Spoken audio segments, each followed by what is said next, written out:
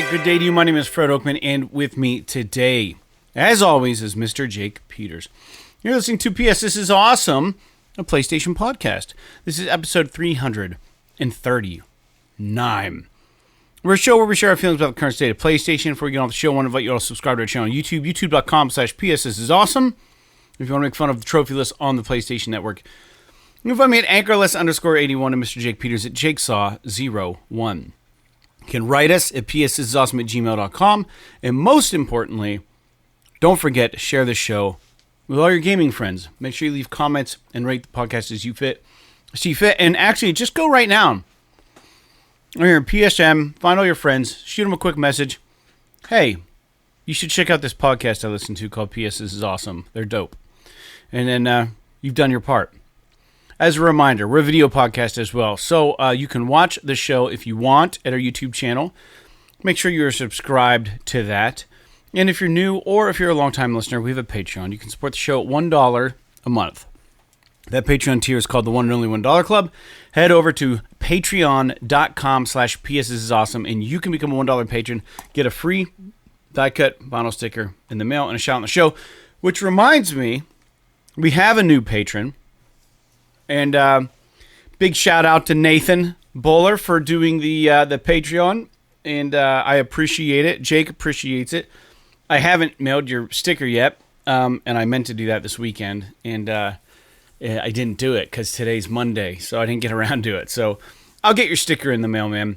I've got your deets, so thank you for signing up to that. That is, it's all we ask. You know, if you guys listen, you like the show. It's $1 a month, so thank you so much for doing that. And there's your shout out, my dude. And we appreciate you. I know you've been a listener for a long time, on and off, so it's cool to have you back a little bit. And I know, it's just, gaming's one of those things where I feel like some people game a lot at certain different points in their lives. They fall out of it. I was victim of that, and then you get back into it, and then you're trying to dial back into what's good, what's not good. So, very cool. Happy to have you back, dude. And with that out of the way, Jake, how are you doing today? Yeah, you know, I'm doing okay. Couple things. One, this morning I bought a vitamin water because and I didn't realize it. But this particular vitamin water that I bought it because I just saw it was orange and it said tropical citrus flavor. I'm like, okay, cool. So I'm like driving home and I'm taking a sip of it. And I was like, for whatever reason, I decided to read the bottle and it's caffeinated.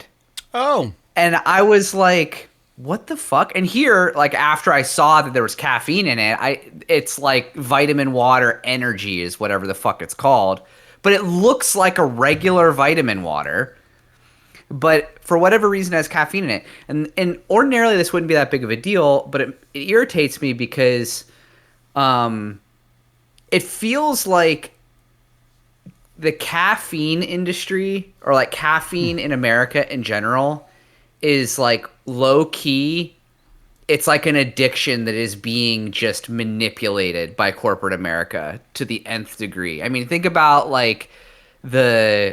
how, and it's not just America, it's worldwide. I mean, you think about companies like Monster and Red Bull and Rockstar have been around forever, but like even companies like Bang and C4 have gotten huge. And these freaking energy drinks, and this is coming from someone who drinks energy drinks, have so much fucking caffeine in them that it's amazing that more people don't have heart attacks.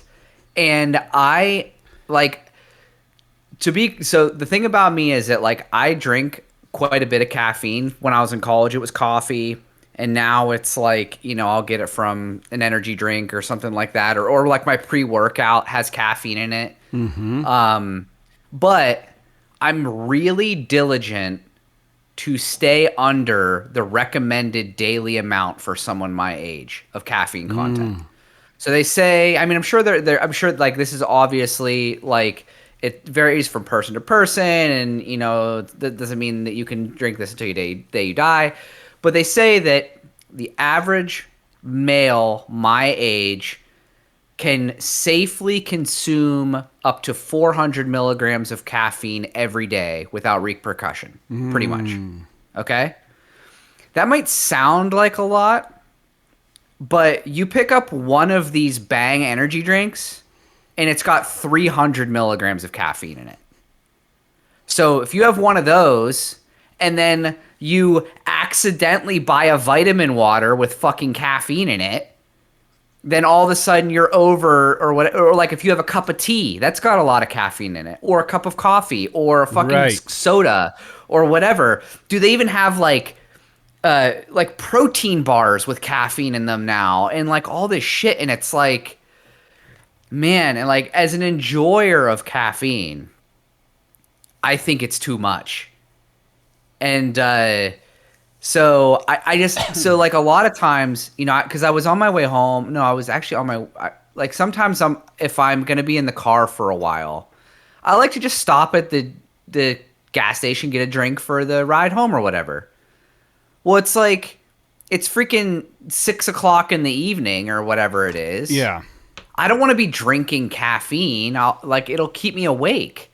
So like, you know, it's irritating to me that there's so much, like, caffeine is just it's always been everywhere, but it's like, it used to be just like, oh, you have your coffee, you have your soda.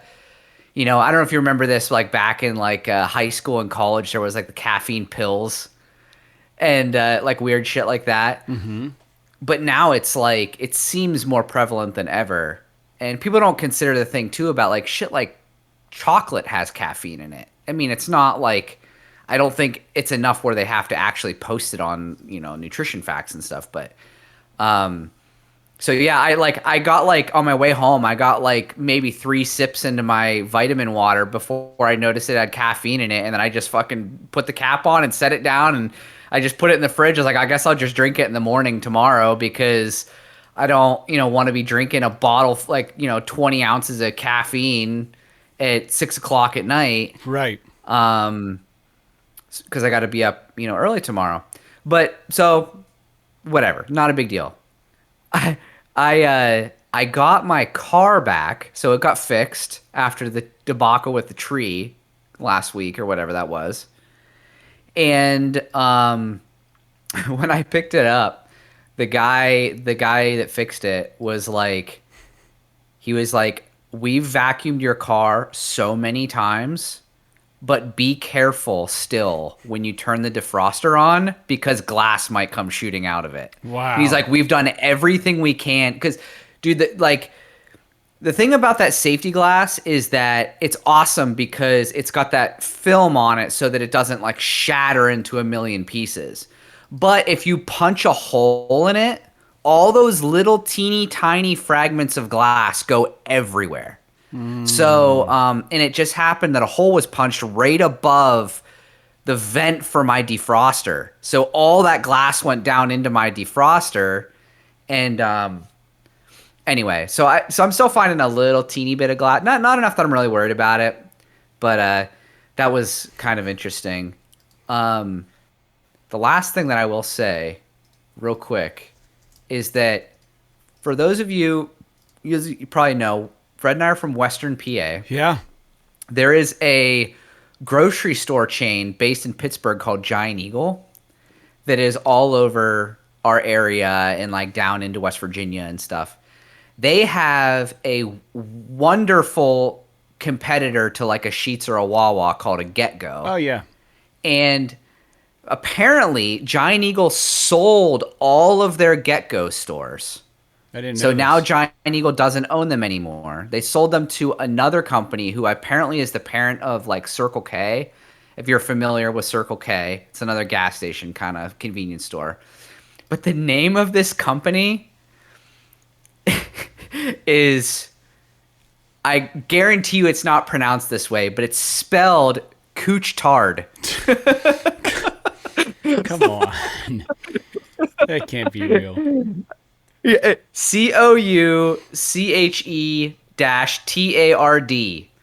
and it's to be completely honest, it's it's a company from Quebec, so I'm sure it's like French. Yeah. It probably, like I said, it probably doesn't sound like that at all.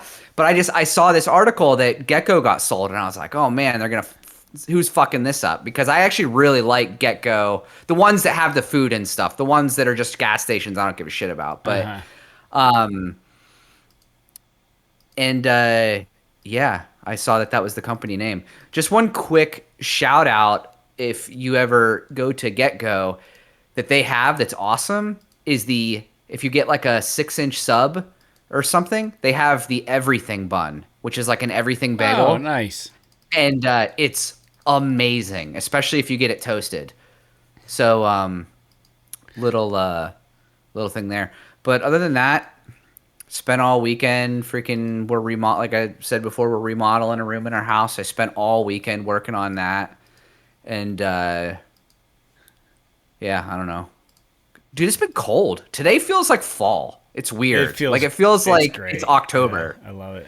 It's too I'm not ready for it. I mean, like I wouldn't mind it being fall because, you know, I'm kind of ready for hockey to pick back up and things like that, but it's like a switch flipped like a few days ago. It just was like it was hot as fuck, and then all of a sudden, bam, it's 70 degrees outside, and today it was like a high of 65 and like overcast all day.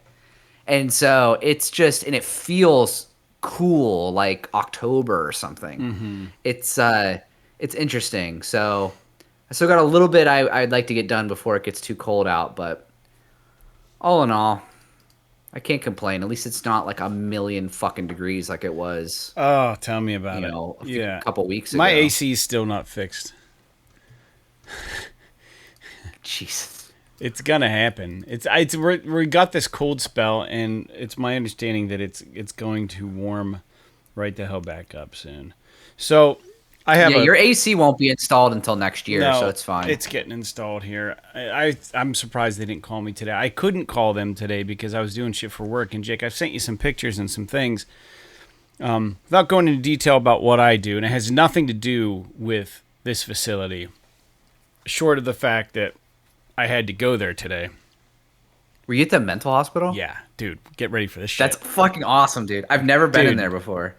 Dude, so here's... This is wild. Dude, just fucking wait. This gets out of control. And I don't know how much I can't really share with the audience what I do, but I will say that there's the Warren State Hospital opened its doors in 1880. So this thing was like cut of the edge technology in 1880. So it was like there were like Civil War people and stuff there being treated. But it was like when lobotomies and all that shit and electroshock therapy was very much a real practice. And if you think of a movie like Shutter Island or any kind of mental, psychiatric ward that has like the huge castle-like appearance, this is so tucked out of the way in North Warren, Pennsylvania. It's unbelievable. It's awesome. It is so cool. They still have some residents there, but it's severely been a victim of just like, I think, like a lot of like just funding things. And obviously you don't want to keep treating people the same way that you did in the 1800s. But long story short, with my job, I have to go to different locations. And one of the places I went to was the old infirmary of the Warren State Hospital. And I was talking to somebody there, and I was like, I said, I heard rumors that there's like tunnels that connect all these different buildings on the state hospital ground together. They're like actual underground tunnels that like just go. And the woman looks at me and goes, yeah, you want to see? And I said, yeah, fuck yeah, I do. I said, yeah, I do. So we go down. She hands me a fucking flashlight. And this happened today, by the way. She hands me this flashlight. And keep in mind, this is like fucking like horror movie shit. Like for real fucked up shit. Like, so the underground tunnels with where I was. still connect to everywhere. They connect to the psych treatment place. They connect, so on some days you can walk around the campus and you can see people. It's really kind of sad, but you can see people kind of milling around in the yard. And it's just like, it is a place where they still serve people and help people who have some severe, mental issues.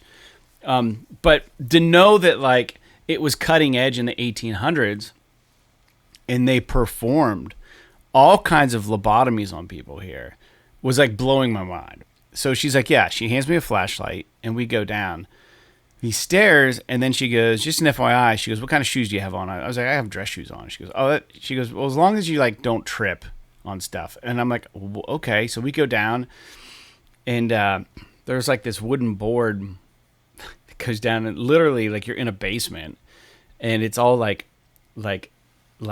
just like non-cemented dirt floor for a little bit. And then there's like these rooms that are just completely dark and you can hear a pin drop and we're just down there in the dark and I'm shining my light around like, this is fucking rad. This is straight out of like any of those Dark Pictures anthologies. So I peek into one of the room, trying to act brave and stuff. And I'm looking around and I've got the flashlight out and you just see like an old fucking vintage like desk in one of the rooms down there underground.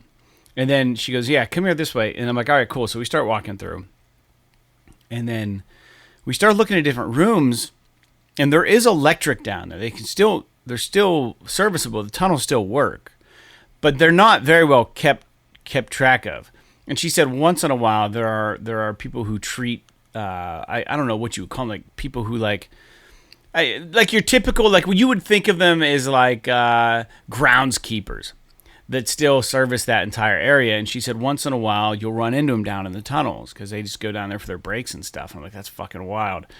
So we're down in here and it's like almost pitch black, but like you can still flip on lights where electricity's ran. And I'm looking around and we get into this room and she goes, oh yeah, check this out. And there's no fucking lie. There's a gurney just against the wall from like the fucking early 1900s. There's all kinds of electroshock equipment just down there in boxes still. Like boxes are like falling apart, but like all this gear's down there. There's diodes. There's like these things that clearly go over somebody's head to hold their head in place. All in one room. And I'm just looking. It's like they didn't even do anything with equipment. It's all just still there. From the lobotomies and shit and from the shock treatment. It's all just sitting down there.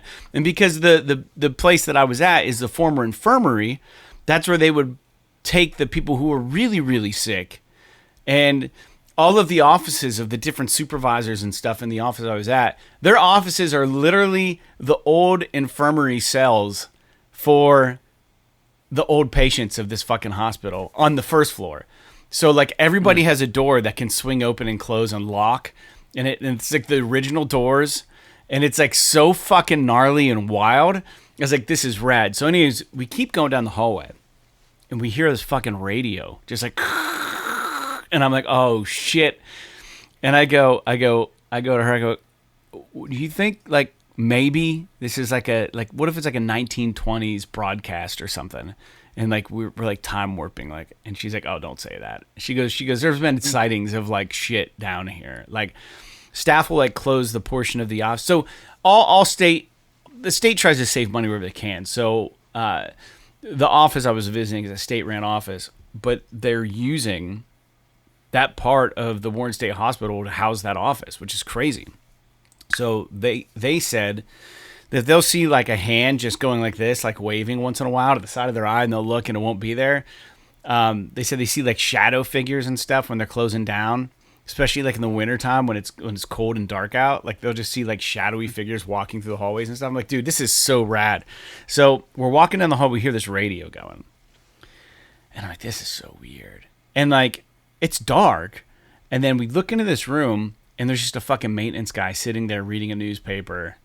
He has a light on in that room, but the rest of the hall is just dark. And she goes, hey, how you doing? He goes, oh. He gets up. He's like 6'3", 240 pounds, like a big old lumbering dude. And I'm just like, this is fucking creepy, you know? And we go further down the hallway and she goes, you got to see this. And we get into this room and there's like a kind of like what you'd imagine, like a several tiered stage that goes up.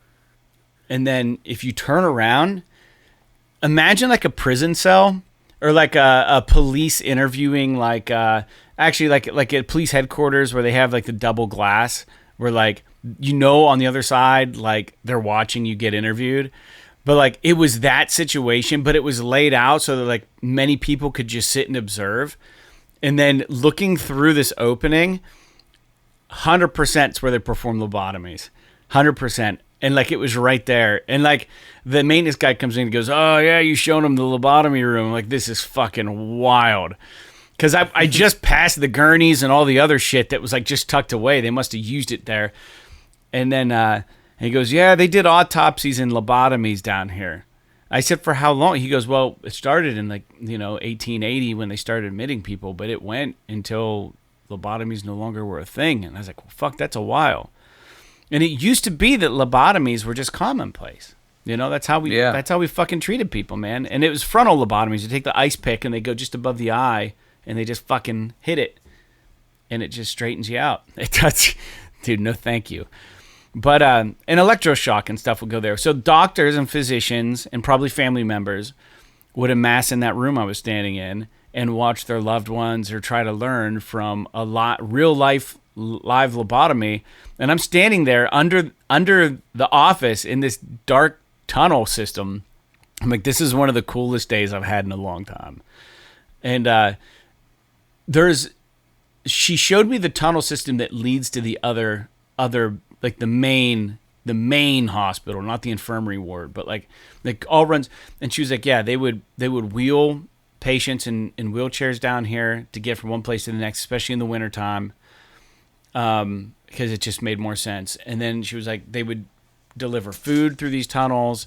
And she goes, if you look all the way down, you can see it's blocked off. I'm like, yeah. She goes, yeah, because that goes into the active part of the hospital still, so they have to have it locked up at all times.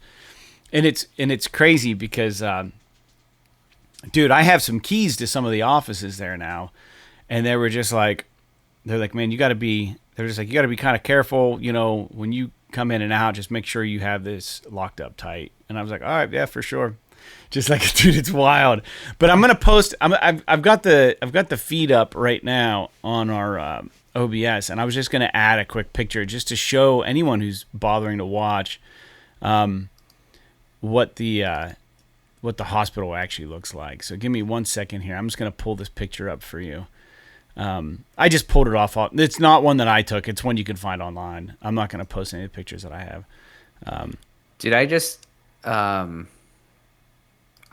looked up how long lobotomies were performed for. Yeah. And it said that in the United States, the last recorded lobotomy was performed in 1967. Which is pretty recent if you think about the fact that they were literally just damaging these people's brains. Yeah. And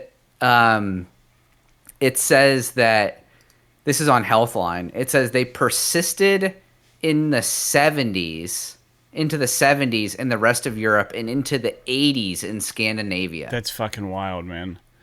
That's so crazy, dude. Now, I'm sure like maybe there's underdeveloped countries where they're still doing crazy shit, but yeah. So this picture I posted is an old picture of this is what it looks like, the building, and I was in the fucking basement. It was so rad. So let me take this picture down, and I'll put up a more modern picture for you guys. It's pretty wild. Here, let me find this one. It was just such a cool experience. You know what I mean? Like, it wasn't, I don't know. It wasn't anything that like I had on like my bucket list or anything. There's a newer picture here. The people on YouTube will be able to see that. So it's still very well taken care of. But I got to go there today, and I had never been on the campus there. I had no reason to. But when you drive to this place, what's so interesting is it's intentionally like out of the fucking way. You know what I mean? They have a soccer field near there that I played at when I was a kid. Oh, that's cool. On the travel soccer team, it was like in the background while we were playing. It was kind of wild. Yeah, dude. So for work recently, we've had to drive through this little town in BFE called Polk. Are you familiar with this? I've been to Polk too. I've been in there. Give me one. I gotta The find my Polk dog. Center? Yeah. Tell the listeners about it. I've been there. Yeah, it's a while. I took training there at one point. It was Really? wild. Yeah. Yeah, so the Polk Center is another place like Fred is talking about, where it's like this super old this super old hospital where they just did a bunch of, I mean, it was like a lot of psychotherapy and stuff like that, and they did a lot of crazy shit. I don't know anything about Warren, but I don't know if you knew that like the Polk Center, they actually like there was recorded incidents of them actually doing fucked up shit there to the patients. Yeah, it got shut And down. It's actually shut yeah, down. yeah, it's closed now, but I think it was like they had instances where they were like locking patients in cages and like doing all kinds of crazy shit. And like I think there was some time in the 70s where like 40 doctors and staff at the Polk Center were sued by the government because of like mistreatment of patients. And dude, they had that place didn't close, like completely close until last year. Oh, I know. It was Yeah. it was open for like and they knew fucked up shit was going down there like 50 some years ago. And they just shut it down last It's so year. Could you imagine like being admitted to a place like that when you're completely normal? Dude, Sarah and I Normal just, in like, parentheses. yeah, last night Sarah and I started watching. So she's been wanting to watch American Horror Story. I don't know if you've ever watched it. Oh yeah, I love it. Yeah. So we just started the Asylum season last night. And the beginning of that is like the first episode like shows someone basically who's completely like sane getting stuck there. And it's like, holy moly, dude. I'm sure it still happens, but I'm sure that it's probably a lot less prevalent now that like I think that the medicine has gotten so good that it's probably pretty hard for somebody who is sane to get I would like to think that it's hard for somebody who is sane to get accidentally locked up in one of these places. Yeah. But you know, 100 years ago, it was like, oh, you know, you eat with your left hand, or like, oh, you're fucking gay, or oh, you know, you have OCD. It's like, no, we're gonna give you a lobotomy to try to treat your OCD. It's like, what the fuck? Yeah, dude. That became so like crazy. That became like the cure all for, you know what I mean? That was just what they did, man. They just treated people with an ice pick to the brain, dude. And it's so real. Yeah, man. And like the crazy thing is it was so widely accepted as being like medically safe, and like this is what we do. You know what I mean? That literally was the way. Now I'm so far from being even close to like my line of work is not that.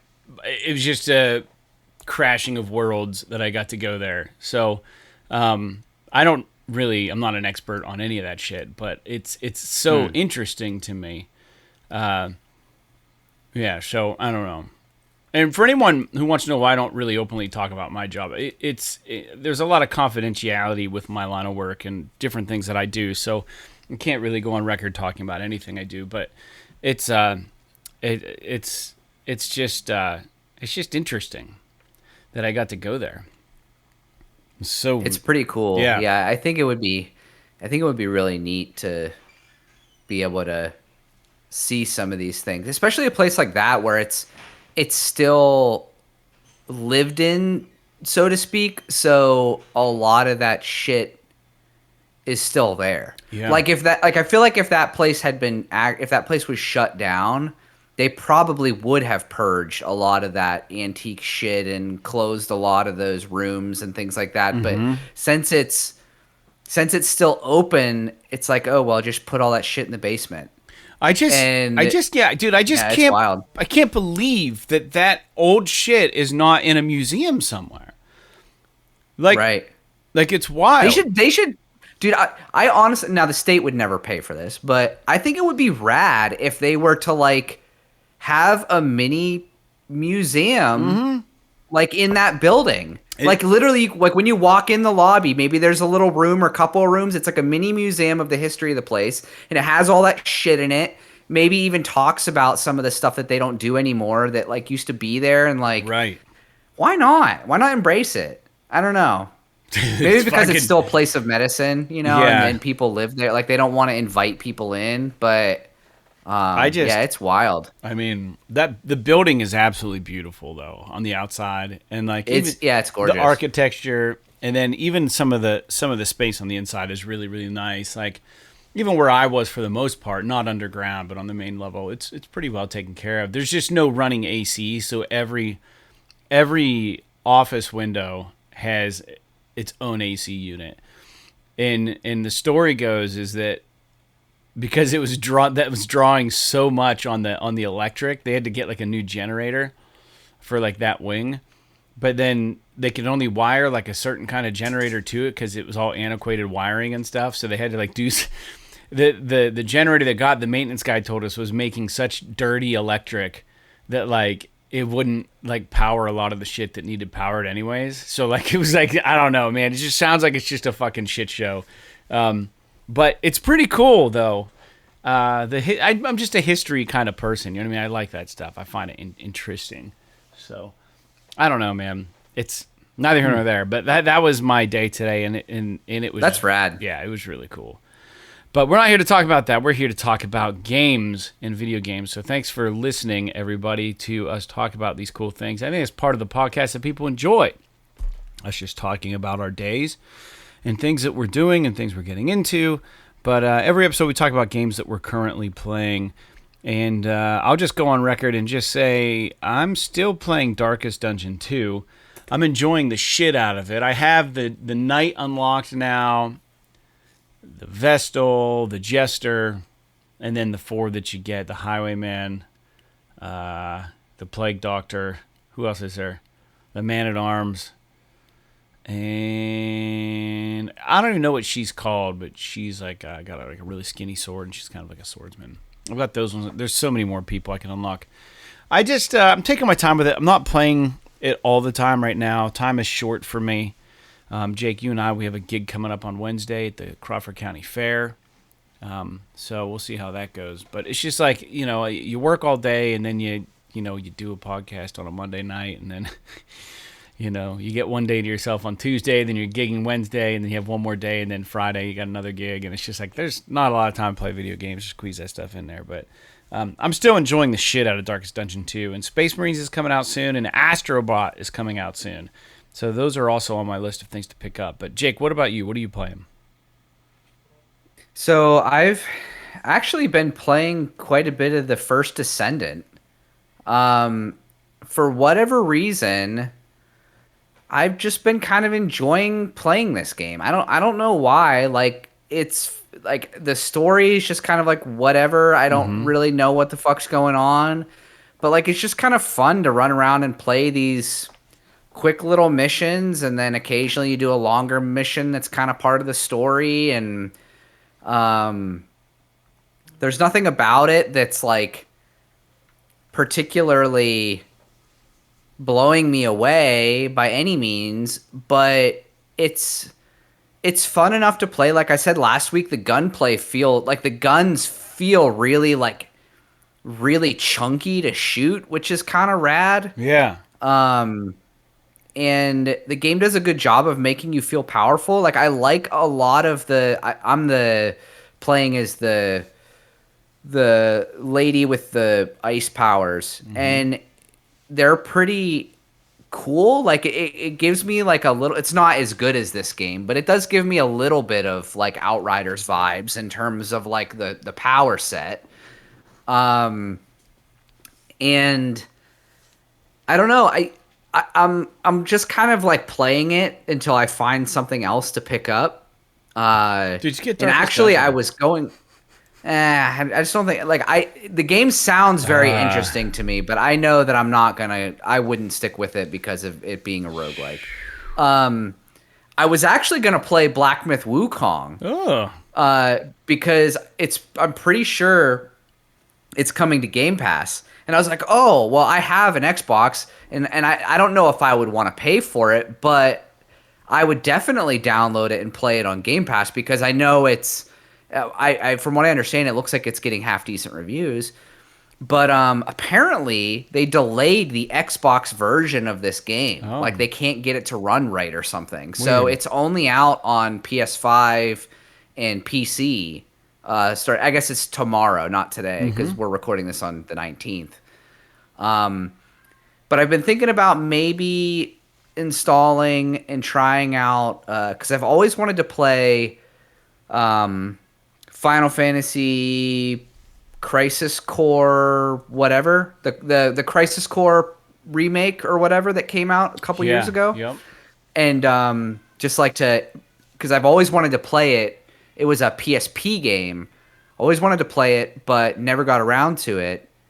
But I don't know like how long that game is because I definitely want to play Astro Bot when it comes out, and it comes out pretty quick, doesn't it? When Astro Bot. Did I hear a phone ringing? Date. Is that on your end? No, it's my fucking cat. What do you mean? How is that your September cat? 6th. Stop. I heard like digital phone ringing. I didn't hear your cat. I didn't hear your cat. No, she was. Oh, if it was like some digital thing, I don't know because that wasn't me. But oh my god. So Astro Bot comes out September 6th. So I don't know. That's like 2.5 weeks from now. So I don't know. And Star Wars Outlaws actually comes out next week. So I don't know if I'll be able to get through Crisis Core before those games come out. And I'm definitely going to want to play Astro Bot right when it comes out because I loved the first one. And then obviously, Space Marine, whenever that comes out, I mean, that's going to be a must play. Dude, just don't forget about your credit, your PlayStation Store credit, because we've been doing the stars. Oh, yeah. Use that. Dude, that fucking Christ, that comes out September 9th. Astro Bot So does. I'm going to have to choose. No. Space Marine. They both do? Astro Bot comes out the 6th. No, it's Space the 9th, Marine comes isn't it? out the 9th. Yeah.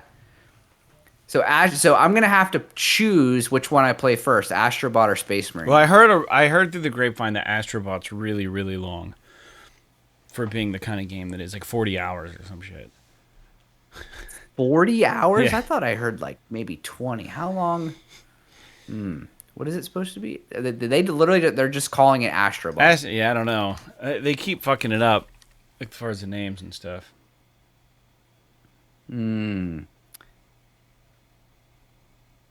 Let's see. July 16th. I'm trying to see here. See, this says 12 to 15 hours, but I mean, there might be like a completionist mode where it's like if you get if you're doing everything, maybe it takes a long time. But this is also from July, so I have no idea. But I don't know. I guess we'll have to see. To be honest, I'll probably play like whichever one is shorter is what the one that I'll play first. Dude, But I don't know if we'll know. So I'm pretty certain that. I mean, from what Push Square was posting about Space Marines, it sounds like it's going to be as dope as we expect it to be. So, my only concern is that they're really advertising it as a co-op game, and I just hope that the AI is good enough that you can do it single player and not feel like you're missing out on the experience. Yeah, I hope so too. I don't want it to be like I want it. It looks like it's gonna try and capture that je ne sais quoi from the first game, but you're right. I mean, they probably can't resist shoehorning some multiplayer shit into it, and I hope that it doesn't affect the single player experience. I don't know, man. I'm gonna have to make a decision, I guess, which one of these fucking games I'm gonna play. Do you know which? Are you gonna play Space Marine first? Hell yeah. Okay, so you're gonna wait on Astro Bot and play Space Marine. Yep. I need a third-person action game, dude. I might do that too, just so we can talk about it together on the podcast. And then I'll just plan on playing Astro Bot after that. All right, but let me say this real quick to the audience. If anybody wants to play Space Marines 2 with me, co-op, fucking let me know. I'm in. I want to experience this game in all ways that I can.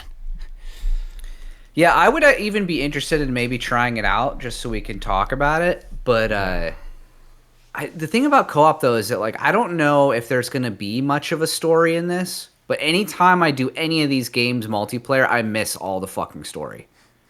Because I'm talking to someone or someone's talking or to you, whatever. Or they're clicking past a thing and waiting for you. Yeah. Or like I've been having this problem in the First Descendant, and it's the same shit that happened in Destiny as well, where it's like some character is like in your head or like the radio or something like that. They're giving you the story like while you're fucking in the middle of a battle with bad guys, and it's like I can't split my brain like that. So whenever I'm fighting guys and you're telling me the story, I am not hearing a single fucking word you're saying. Right.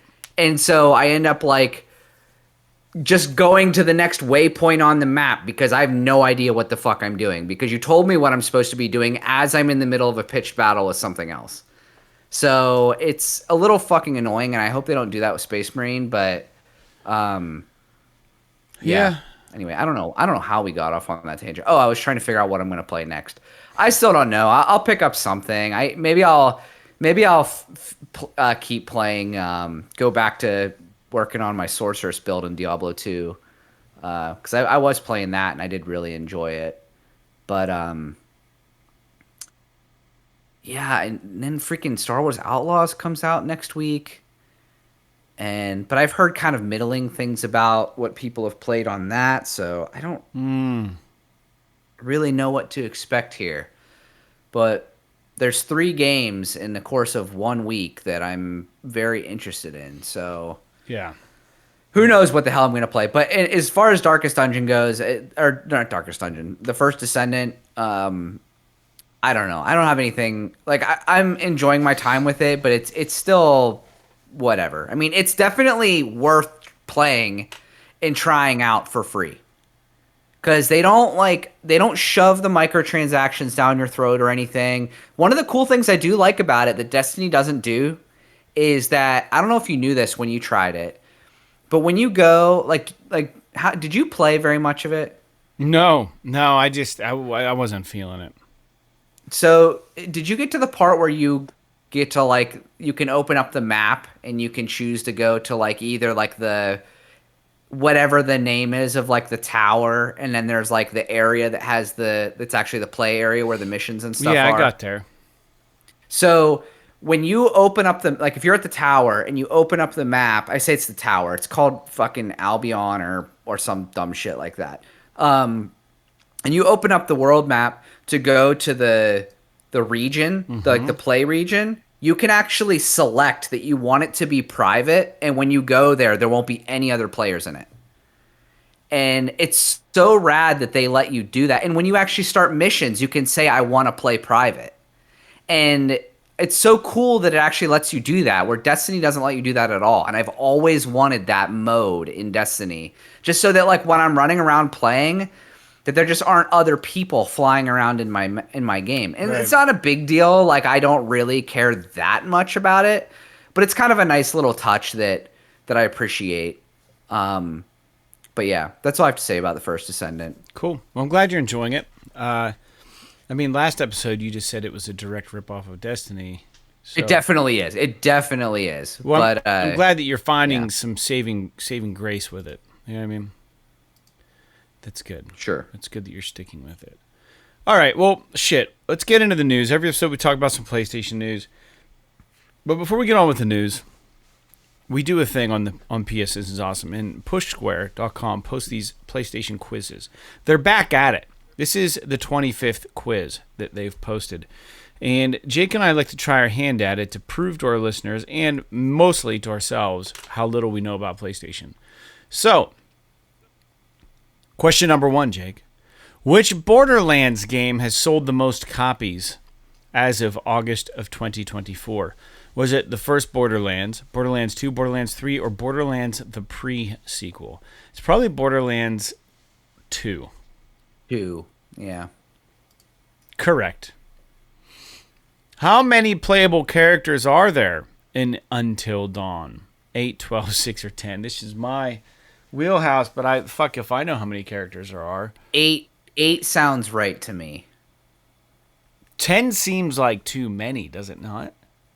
Yeah, that's why I said 6 doesn't seem like... It could be 6, but I think 8 sounds right to me. Well, there's couples, right? There's couples. So there are 5 couples or are there 4 couples? I would say, I think 4. Well, there's a couple of one-off characters because... Let's go 10. You sure? No. What do you want to do? 8? I guess, dude, 8 You're feels usually good to right me. on these. I'm gonna go 8. Correct. Damn, Jake. That's my series too. Cyber Sleuth is a spin-off series of games in which Japanese franchise? Digimon, Danganronpa, Gundam, or Yakuza Like a Dragon? It's Digimon, right? Yeah, I think so. Correct. Wow. In Fallout 3's main story, your character is searching for their father. What's his name? Michael, Henry, James, or Robert? I think it's James. You'd be better equipped than me to answer this. Why? I don't remember Fallout 3 at all. And I knew you played it a lot more than I did. Something tells me it's either Henry or James. Go with your gut. I'm going to go James. Yes, correct. Nice. Came through for us. In what year is Ghost of Tsushima set? Oh, geez. 794, 1600, 1274, 1868. It's definitely not 794, and it's not 1868. So it's one of those two in the middle.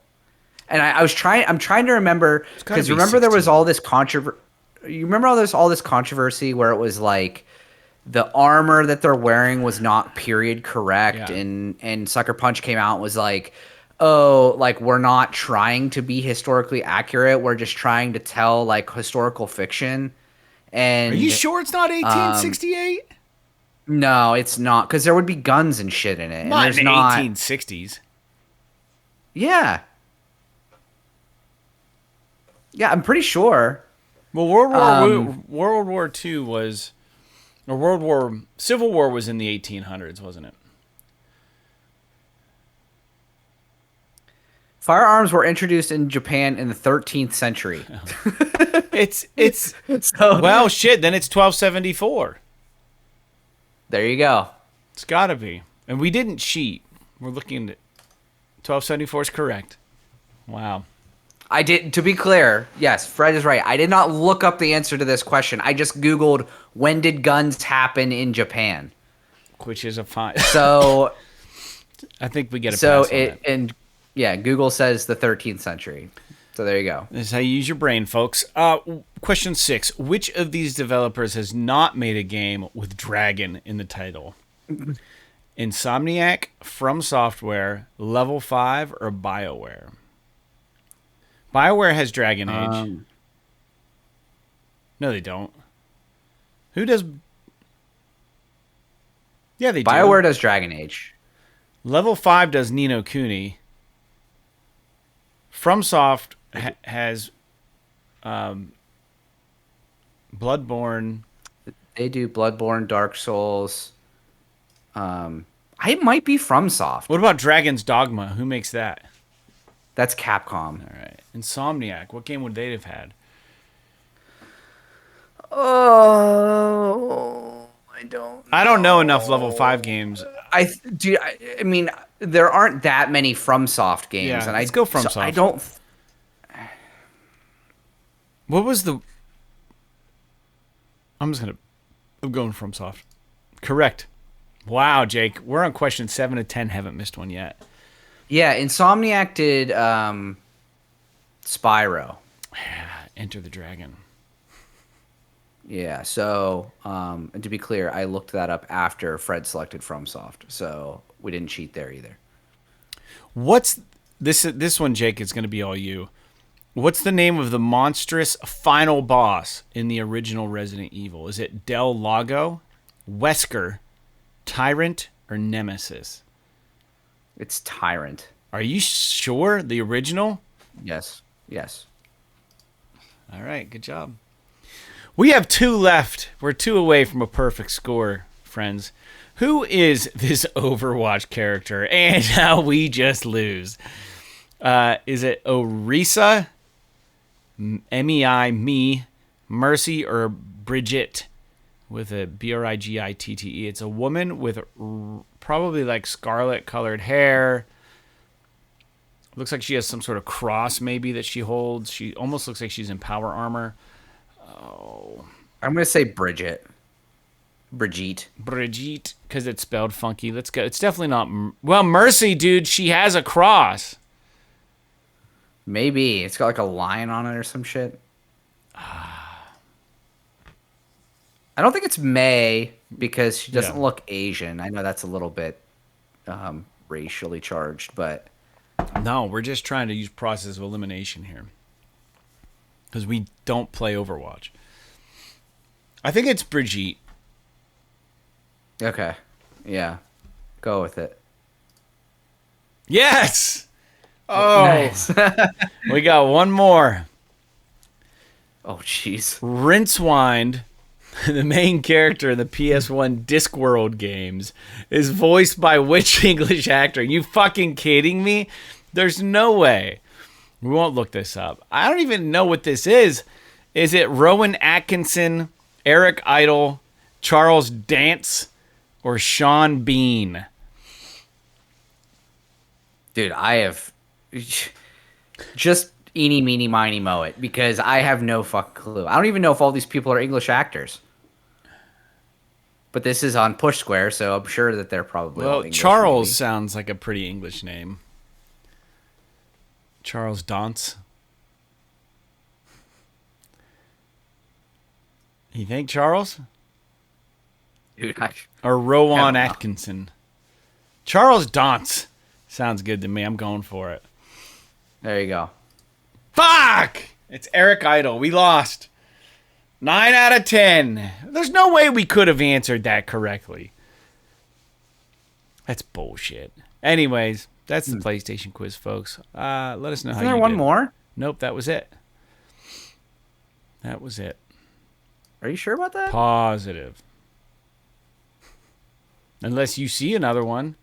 I have it pulled up on my side, and there's a question about a PS2 game called Shadow Hearts. Hold on. Let me see. I think that's a fluke. I'm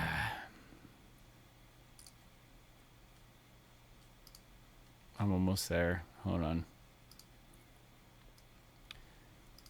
So many people probably just go through these.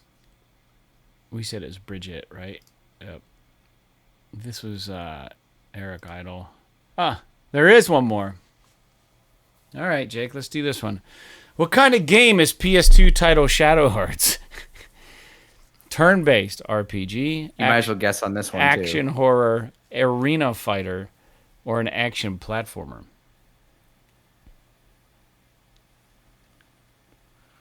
Dude, I have no idea. The picture looks like it could be a fighting game.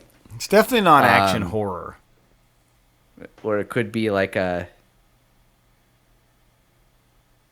I doubt it's a platformer. There's too many characters. Arena so it's probably fighter. either like a... It's probably either a fighter or like an RPG or something. It looks like a fighter to me. Yeah. Nope. Turn-based. Fuck. It says we got 9 out of 10, but we answered... Oh, it's because I fucked up the first one. Anyways, we're still an encyclopedia. So usually Nice. we usually get top billing there. So good job. All right. Well, we've got some news for the listeners. And this is kind of like music to my ears. I didn't know that this was actually even going to happen. There's a lot of speculation about what was going to transpire when they announced the Indiana Jones game for Xbox. And rumor has it, or it's been confirmed now, that the Indiana Jones game is going to be hitting the PS5 storefront in the first half of 2025. So if they're saying the first half of 2025, if they knew it was the first quarter, they would have said the first quarter of 2025. So they're saying the first half, so it's got to be the second quarter of 2025. So that's my logic. So we could expect to get the Indiana Jones game, April, May, or June of 2025. What do you think about this? Well, I guess for me then the only question is, do I play it on Game Pass or wait and play it on PlayStation? I'll probably end up maybe waiting and play it on PlayStation. You'll buy it, you think? I mean, it looks really good, and I don't know. Because Game Pass in next month is going up in price, and I just don't know if I want to keep it anymore. Yeah. So you can't. Microsoft fucked their console audience so much. If you're on console and you want to play like day and date first party games, Yeah. you have to have the highest tier of Game Pass, which is going up to like $20 or $25 a month or something like that. So like, I'm probably just gonna cancel it. I might sign up, I might cancel it and then sign up for a month just to play Indiana Jones and then cancel it again. But I don't know. I mean, if it's coming, I have a Series S, not even a Series X. So if I get it on PS5, it'll probably run better than it does on Series X or Series S. I'm sorry. So I am excited for this game, though. It does look. I was really, really skeptical about it, especially with the first person kind of perspective. But something about it looks rad. I'm not gonna lie. It looks really rad. Have you watched any of the trailers for this? Yeah, it looks good to me. I'm an old, grew up in the late '80s and was indoctrinated into the Indiana Jones franchise as a kid, and I mean, this is interesting to me. I mean, let's be honest. Like the Tomb Raider games, the Uncharted games, all that kind of shit touches on this sense of adventure that I love so much. So this looks good. How do you feel about their decision to give Indiana Jones Harrison Ford's likeness? Do you like or dislike that? I mean, I understand that is what Indiana Jones looks like because Harrison Ford played He is Indiana Jones. I mean, that's it. That's who he is. I mean, if they wanted to use a different likeness, then they couldn't really have called it Indiana Jones. I mean, think about all of the Marvel shit that's come out since the movies, right? But I guess there is a lot of comic books and shit like that surrounding it as well. So who's to say which one's legit and which one isn't? I guess in this instance, the original content of Indiana Jones is the Harrison Ford movies. So it would make sense that if you're trying to copy the original likeness, it would be Harrison Ford. Yeah, it's sure. Just a little bit. It is just a little bit strange for them to model the main character after an actor who is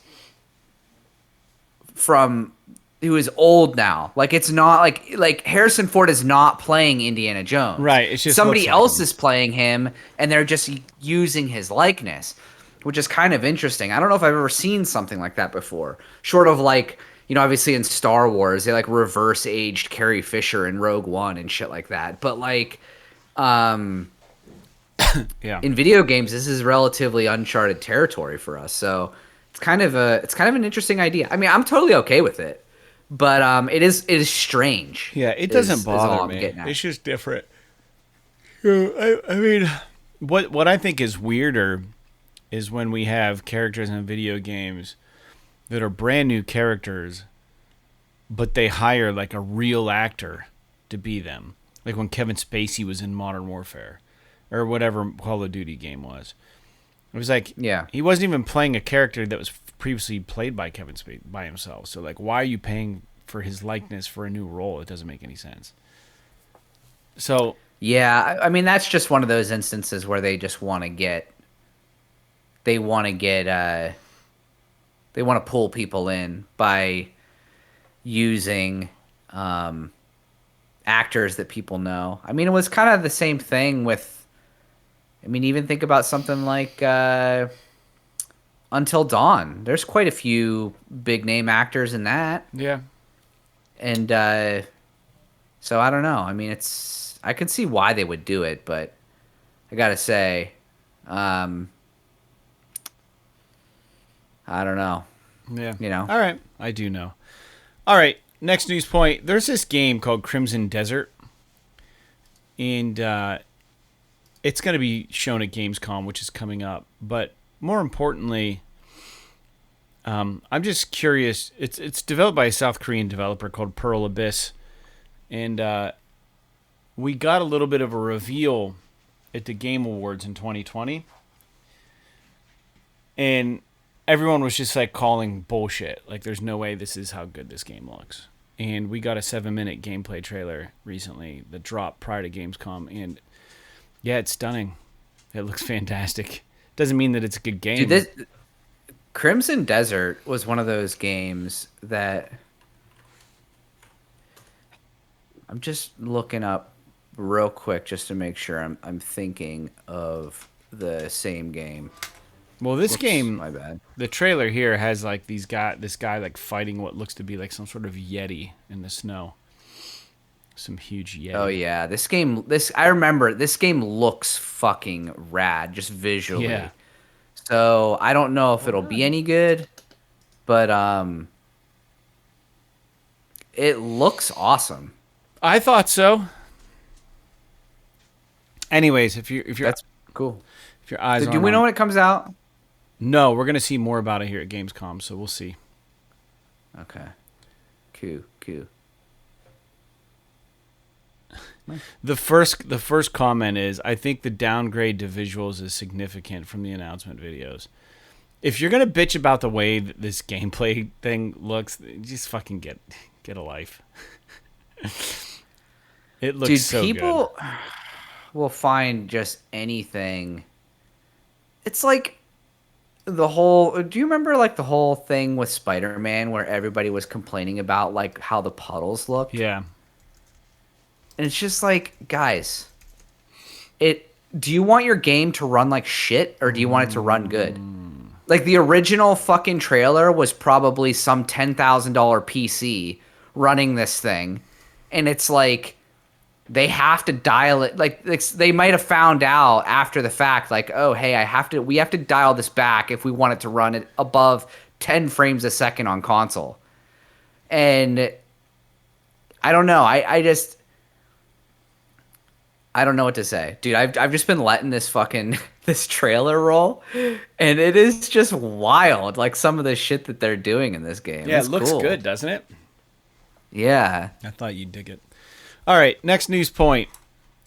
We talked a little bit about Astro Bot recently, and that Crimson Desert is not going to get a tag because time tag because I didn't write it down. But Astro Bot has leaked online as far as gameplay stuff, and I don't think Astro Bot's really a game that you're gonna be like, oh fuck, I saw the leak, now I'm never gonna enjoy it. I think it's more like one of those things where like that team has always done really interesting things to keep the game fun. So there's shit online. So if you're looking to like not have any of it spoiled, just be careful now. The game is gonna release on the 6th of September. We just talked about that in the show, so that's exciting. But Jake, anything about? I mean, we already kind of covered this game. I mean, we're both gonna play it and get it, but I don't necessarily want this game to be spoiled for me at all, but as a action platformer, or as a platformer, they're like a 3D platformer. Like, it's not like there's really probably a big story that you got to worry about. It's more like the experience of playing. Like, yeah, but I think like So- also like looking at the cool settings in the world, because they always do. Oh cool yeah, shit. and I'm sure there's probably a bunch of Easter eggs and shit in there for PlayStation that you might not want to have spoiled for you or whatever.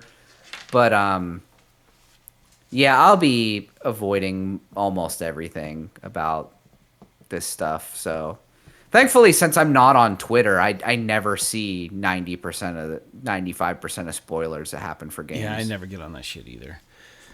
All right, well, cool. Moving forward, Until Dawn, the PS5 remake finally got a price point, and I'm not even sure why this game's even happening. I think they're making a movie about it too, but it is going to be a $60 price point, which is actually pretty good if you've never played the game. I really liked this game. I thought it was cool, but I think that Supermassive has made games just as good that got shittier reviews. So I really enjoyed the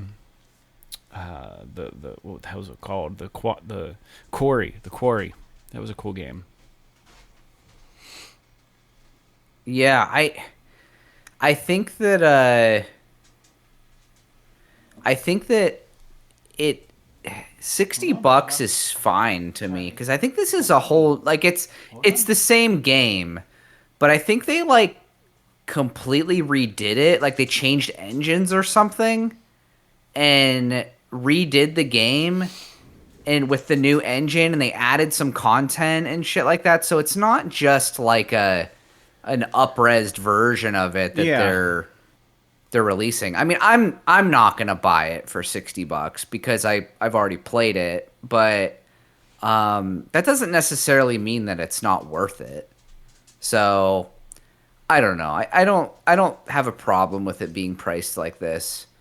And they may or may not pull in a new audience that don't already own the game. So Right. they want to get some money out of their investment, and I can understand that. Yeah, and I hope that Is 60 a little high? I don't know. Maybe $40 or something like that would have been a little bit easier to swallow, but I'm not gonna start any wars over a $60 Until Dawn remake. Oh, it's a difference of a foot-long sub at Subway. Yeah, I know, really. All right. So moving into the next news point. This one is strange also. I don't remember the original game, but there's this arcade racer called FlatOut. And there's a new game in the series being developed for PSVR2. It's a racing game. It's not a simulator. So it's like a smash, get in front Like an arcade racer. Yeah, smash, wreck into each other, just be first no matter what. And the idea of this is weird because the Twisted Metal TV show is doing so well, and I'm just wondering, like, where in the hell is our Twisted Metal game? It doesn't make any sense to me that Sony hasn't done something with Twisted Metal for the video. Maybe we'll see something at Gamescom. Who knows? But any interest in FlatOut on PSVR2 or any input on Twisted Metal? I don't know. A Twisted Metal VR title, would that be good? Yeah. Because it's a combat game. I don't in first person, that may be kind of challenging. As far as FlatOut goes, I mean, in my opinion, racing is one of those genres that is almost perfect for VR. So I have no problem with them doing an arcade racer in VR, although it might be a little nausea-inducing if you're smashing into stuff and making huge jumps and doing all kinds of crazy shit like that. Even Gran Turismo can sometimes get wild, and that's pretty realistic in terms of how it all controls and drives and stuff. But yeah, I don't know. I always like to see more VR2 games, to see that some people are still supporting it, even if Sony doesn't give a shit. Yeah, and we're still getting that Metro game here eventually. And the thing about, I mean, like, they have to be making a Twisted Metal game, right? Every other movie or TV series that Sony has backed, Sony Pictures, whatever, there's actively a game being supported. But Twisted Metal. Yeah, I really don't know. I mean, there was a game in development that ended up getting canceled. So I don't know. I mean, it's possible that somebody else is making it, but I wouldn't be surprised What- if this is what Blue Point's working on. A brand new I Twisted mean, it Metal could game. be. That would be kind of a bummer. It'd be don't get me wrong. I mean, Twisted Metal is fine, but like I'm like car combat games aren't. I don't. I mean, there's a reason why I didn't play this game growing up. So, I would much rather them be doing like the new Uncharted game or something like that. I don't know that I Come on necessarily in. want them Oh. doing Twisted I Metal. gotta open that door. Hold on. Keep going. Yep. But we'll have to see. I mean, I really do think that it would be interesting from my perspective to see an Uncharted game, or not an Uncharted game, a Twisted Metal game, just because I never really played it all that much, or at all, really. But as far as the VR stuff goes, yeah, I would much rather play a racing game of some capacity than a vehicle combat game. Yeah. I know you didn't. I know you I didn't hear. have no any of idea that, what you but just said. Sorry, Charlie That's was all right. leaving the room here. All right, so I'm going to just presume that you said your piece on that. Next up, Arizona Sunshine. This is a game I haven't played on VR, and apparently it's getting remade for VR too. I'm okay with this, especially with the new sticks that we have for the PSVR 2. And it's coming out this October, just in time for Halloween. Another game coming out this October is Slitterhead. Another game coming out this October is... Oh, what was it? I don't know. There was another one, though.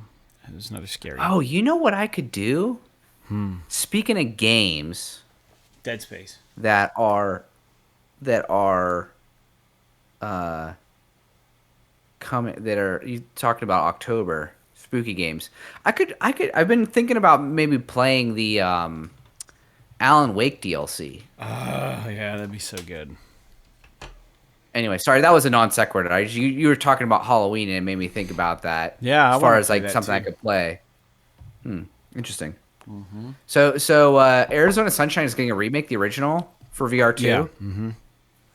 Because Arizona Sunshine 2 is on VR2, correct? Arizona Sunshine 2 is, yes, but not the first Yeah. one. All right. I still want to play Saints and Sinners. I haven't played that. Yeah, I haven't played that one either. I bought that Vertigo game on VR2, and it was all right. It didn't control, like, dude, coming off of Resident Evil, where that game just controlled and played so well. Going to a game like Vertigo, where it's like maybe in the VR world it controlled and played pretty well, but compared to the realism and the tactile nature of Resident Evil, it felt like crap. And so I never did end up finishing it, but I probably should pick it back up at some point.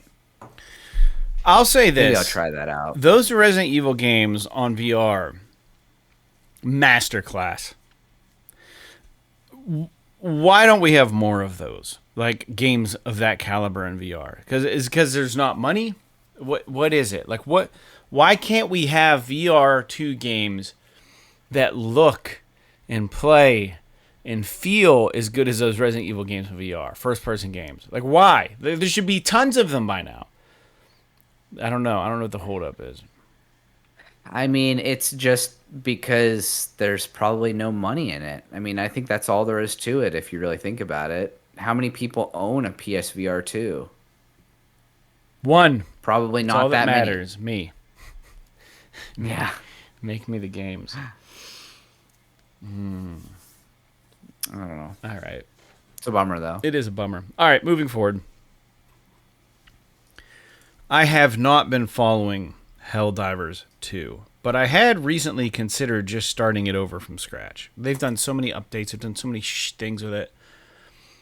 But then I did a little more research, and Arrowhead now has announced a 60-day plan to calm the nerves and mouths of the unhappy Helldiver community. So I think what happened was Arrowhead kind of started fucking around too much with this game. And they threw it more out of whack and took the fun out of it a little bit, in the name of balancing, is my understanding. So it caused a lot of frustration with the player base. We know that this game is a player versus enemy game. So I mean, I don't know. There's just some they had done so well, and I think that they were kind of lambasted with an interest in a game that they weren't even sure. I mean, anytime they showed Helldivers at any of the conferences, it didn't seem to have like a huge, oh, I can't fucking wait. You know, people weren't really talking. And then when this thing dropped, people realized how freaking awesome it was. And it just picked up steam way faster than the studio had anticipated. And then it was like, well, fuck, we got to keep all these people.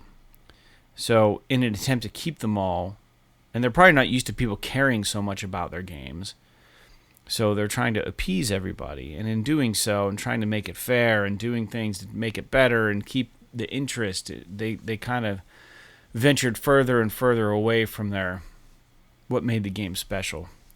So they're trying to correct all of this, and they have a 60-day plan that they announced. So it's interesting. I'm curious for the listeners of our show who still play this game, how they feel that the game currently handles and how it's treated. But I mean, there is something really special about this game. It's great.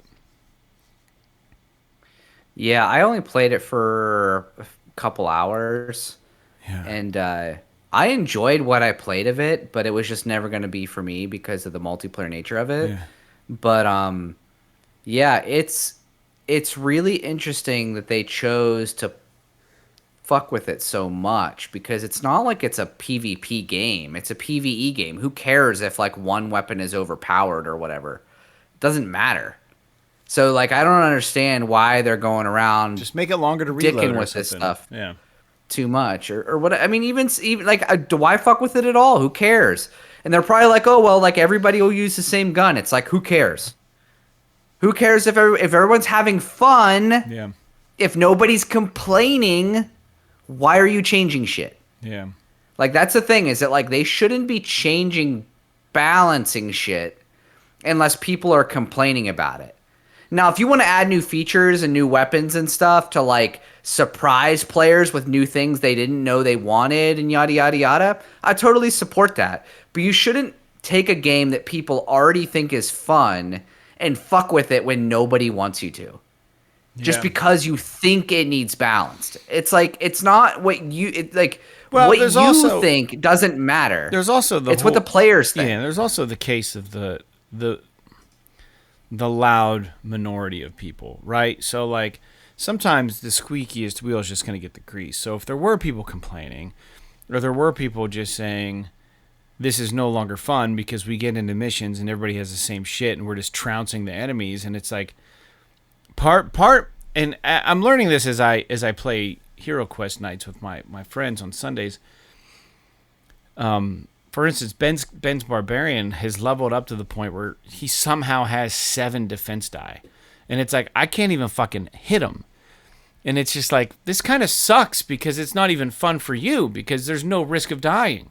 If you have no risk of dying, then what the fuck are we doing? Like, how is it even engaging at all?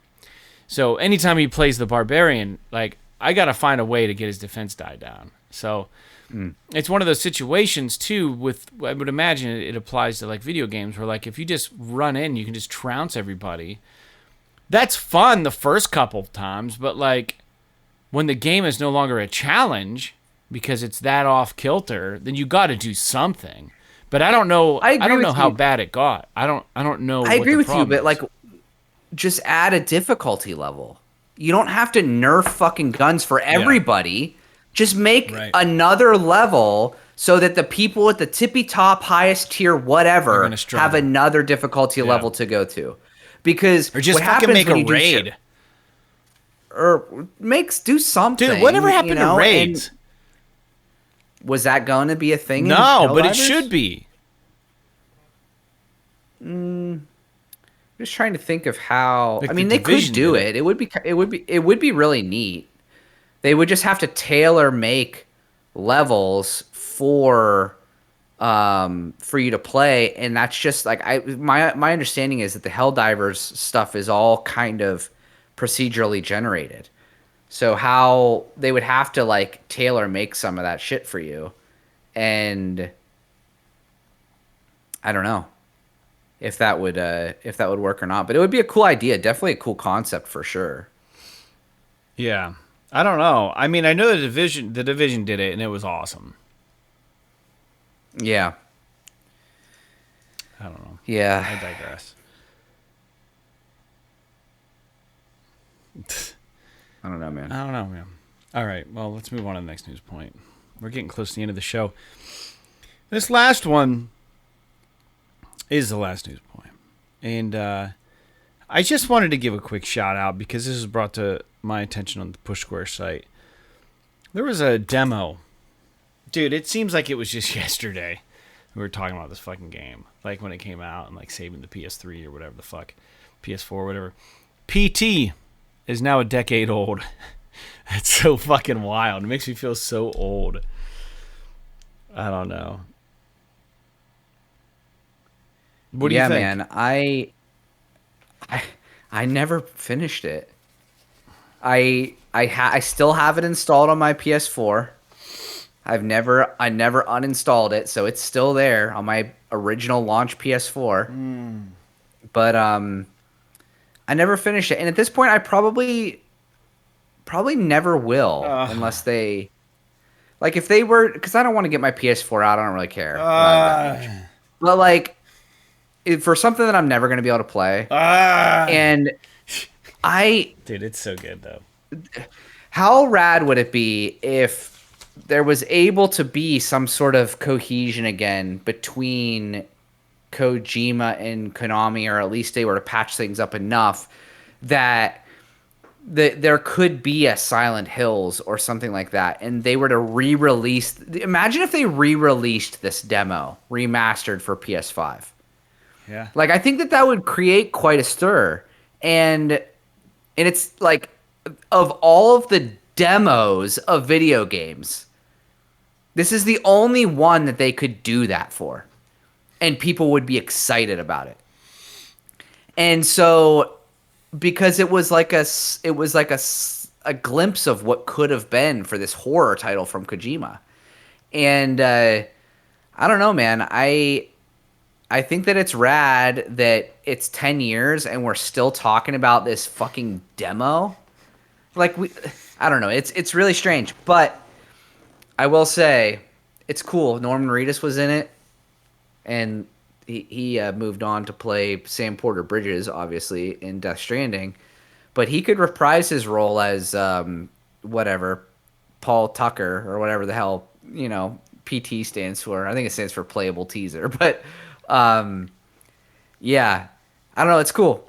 I think that it would be awesome though if it were to come back in some capacity, even if they never made a game, but if they like remastered the demo, it would be wild. Yeah, it's just like this is one of those things where they could sell this for $5, put it up on the store and just Probably $4.99. People would fucking lose their shit about it. Except like they could probably get hit with like false advertising and stuff because it kind of alludes at like the Silent Hill thing. You know what I mean? Silent Hills. Right. They could rebrand it. I mean, they could have it be something else. But the problem is that was made for like Konami owns that, so it's up to them. And I'm sure there's probably still one hell of a beef between them and whatever Kojima. So we might be SOL on that, but. Yeah. What are you gonna do? I don't know. there's nothing you can do. I just think that PT needs to have a revival, or 10 years. What if there was a thing with that game, PT, like you power it up on a certain day, like it does something no one's found out yet? That's something that they would do with that. You realize that? What's that? You know, like Kojima would always put in weird shit in his games. Yeah. What if like no one did it, but let's say like on the 10-year anniversary, if you powered it up and you spun around 7 times left and 2 times right, and then walked backwards to the third door and then went into the bathroom, like you unlocked something that no one's ever seen. Like I bet you, like, dude, I guarantee there's some shit hiding in this game that no one's found. There could be some weird shit in there for sure. I mean, Kojima's a weird dude, so Yeah. He secretly had access to all of our PlayStation cameras when we downloaded PT. And it's just pictures. It's just pictures and video of you in the dark. Oh my gosh. It's so scary. Yeah. I don't know. I remember, and then, because that was the last news point, but I remember when, what movie was it that when you watched, like, you would watch something on TV and then the phone would ring, and then if you answered it, like, you were going to die or something. You're going to get haunted or something. It was like this weird fucking, like, it was a movie. It was like static would come on, like, and it'd show all this stuff, and then it would just go back to the regular broadcast, and then your phone would ring. And then if you answered it, you had like 3 days to live. Like, it was a horror movie. Isn't that like the fucking Ring or whatever? Is that the Ring? Yeah, it is the Ring, where the ring shows up on the screen. Yeah, it's so like when you get the VHS tape and the ring and the screen. Yeah, and the TV that is it. And the static and do you remember the DVD when DVDs had just come out? This got put on DVD, and if you left it on the menu too long or something, like there was like something you could click on, and it would play the video of the Ring in its entirety, like the thing that you're not supposed to watch. Yeah. But the DVD utilized your surround sound, and it would look like it went back to the menu screen, but it was actually still just playing. And you're like, oh, that was weird. And then it would make a phone ring sound like behind you. It was the fucking creepiest fucking thing. It happened to me. That's awesome. And I was like, I got sweaty like when it was happening. I was like, I watched a thing and I was like, fuck, did I just really just watch it? Why did I even watch it? I could have just like not looked at it, but I just wanted to see it. And I was like, oh, that was weird. And I thought the menu came back up, and then I heard like, like behind me. I was like, what the fuck, dude? It was so meta and cool. They don't do shit like that anymore. But PT was weird like that. Like you'd walk down the same fucking hallway in this house, and like every 6th or 9th time or something completely different would happen. And it was just so doors would open that you couldn't get in, and like it was just it fucked with your brain. It was creepy. Yeah. Really bananas. Yeah. Anyways, there are no new games to talk about. This has been episode 339 of PS This Is Awesome, a PlayStation podcast. We'll be moving on to episode 340 next week. Our show airs every Wednesday for everybody, free of charge, on YouTube and on your preferred streaming platform. If you want to throw us $1 a month, like our good friend Nathan did recently, and become a patron of the show, we extend our deepest gratitude and thank yous. And you can get the episodes usually a day early, maybe not always, but sometimes a day early. And like I said earlier, we'll give you a free die-cut mono sticker in the mail. And Nathan, I will get yours out to you ASAP. Sorry, I completely slipped my mind this weekend. It's on its way. And yeah, so thanks for tuning in. I don't have anything else I need to share with anybody. But we'll be back next week, as always, and I hope you guys have a good day and good week gaming. Jake, do you have anything you'd like to say? No, I don't think so. Like I said, Sarah and I started the 2nd season of American Horror Story, which is the Asylum season, and I didn't realize how long ago the show started. It started in 2011, which is crazy when you think about it. Yeah, and I've never watched it, and we got through the first season, and it took a little bit for me to get going with it. I actually really did not like the first couple episodes of it. It's just something about it, just like to me, I just hated like the family. I fucking hated them and like all this other shit. But by the end of the season, I really enjoyed it. And Yeah. now that we're watching the second season, it's cool that they're using a lot of the same actors, but it's a completely different story. Like each season is a new story, which is kind of a cool concept. I didn't know that about it. Yeah. And so I'm pretty intrigued by this.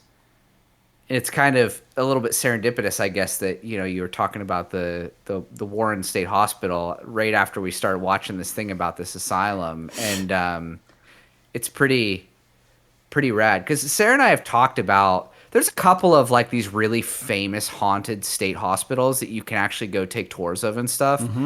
And Sarah and I have both thought that, like, man, it'd be cool to do like a couple of these tours during the daytime, obviously, because like I don't really want to go investigate some fucking body shoot at midnight or something like that. But like, it would be just rad to see some of these places just in what they are. Even like some of these old prisons that have been closed. Oh yeah. Like there's like some big state penitentiary in outside of Philadelphia that's super famous. It's fucking huge, and like a bunch of these other places. But yeah, I was just thinking about that story you told. It's pretty rad. And anyway, no, I but long story short, I don't really have anything else to say. Yeah, man. Got I don't know. some I'm just shit going on. Yeah, I'm privileged to have been able to go down there. I think it's a pretty much off limits kind of place. You know what I mean? It was kind of cool to be able to see that. So it's kind of freaky though, if I'm being honest. You know what I mean? It's just kind of one of those things that kind of gets into your brain, and it's cool because the lawn and the grounds are so well manicured and it looks so nice on the outside. You know what I mean? But just the fucking shit that probably has gone on underneath those grounds, and like just the torture and the fucking psychotic shit and mental illness on top of it, which is also just creepy.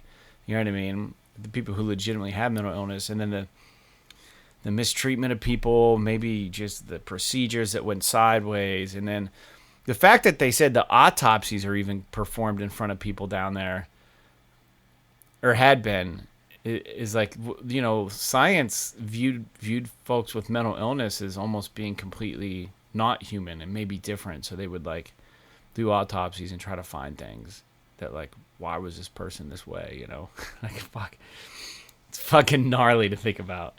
Yeah, I stood right there and all of it. It's nuts. Probably brought home a ghost or two. Could be. Yeah. All right. Well, if you wake up in the middle of the night sweating, you'll know why. I do that all Probably the time. Anyways. Some fucking, old lady who had half her brain removed is gonna be haunting your house. It'll be like one of the doctors in like a lab coat. Yeah. A fucking top hat or some shit. Yeah, dude, I don't know. It's so creepy. Yeah. All right. Well, anyhow, like I said, that was 339 of the episode. We'll be back next week. So, like Vacation Simulator, Valhalla Nights, and Valiant Hearts. P.S. Yes. This is awesome. This is awesome.